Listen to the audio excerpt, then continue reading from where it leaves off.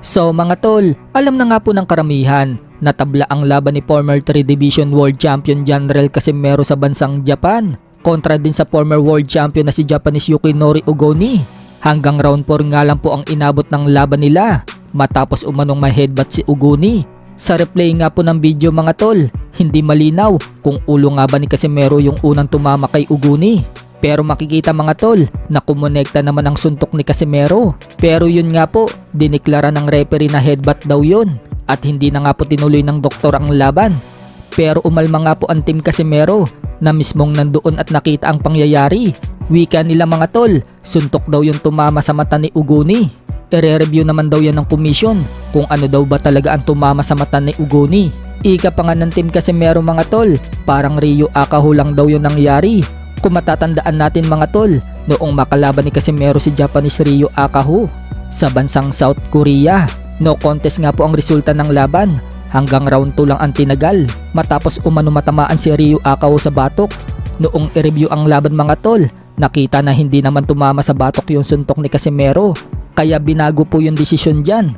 Naging knockout po yan sa round 2. Pero sa case ni Casimero at Ugoni, hintayin na lang natin mga tol kung ano ba talaga ang tumama sa mukha ni Ugoni. Pero may good news daw ang team Casimero na hindi pwede daw sabihin sa ngayon. Ito po ang pahayag ni Boss Rich Don at Mark Alesna, ang member ng Treasure Boxing Promotion. Abangan nyo yan. Bawal lang i-announce. Bawal po i-announce guys. Bawal po i-announce. Gusto mo ako nang mag-announce para Oo. hindi ako promoter ngayon? Ha? Sabihin ko na ba? Pwede naman. What? Wag. Football tayo dyan. Okay lang yan. Magugulat na naman sila pag... Masabi ko lang, good news. Good news talaga. Napakaganda talaga. Kahit ganito na good news pa rin. Mismo yung promoter, sinabi doon lumapit. Huwag ka mag-alala mo eh. Alam mo na, ano po na sa loob. Meeting kami sa loob. Yung nakikita ng mata nyo, hindi nyo alam kung ano nangyayari sa loob. Sa likod. Sa likod. No.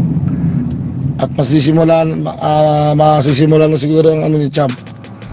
Ang result. Samantala, nire-respeto naman ni Casimero ang desisyon ng referee. Yan ang sinabi niya sa post-fight press conference.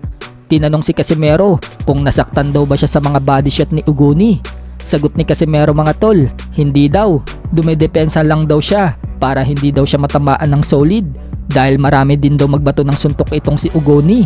Pero kayang-kaya naman daw niya yung suntok ng hapon. Dagdag pa ni Casimero mga tol, hinahayaan lang din daw niya na sumuntok sa kanya si Ugoni para daw pag may pagkakataon ng opening, kaya niyang pasukin ang kontra niya. Bukod dyan, gustong-gusto din daw niya tapusin si Ugoni sa round 1 pa lang. Pero baka daw mabitin yung mga manonood, kaya pinatagal pa daw niya.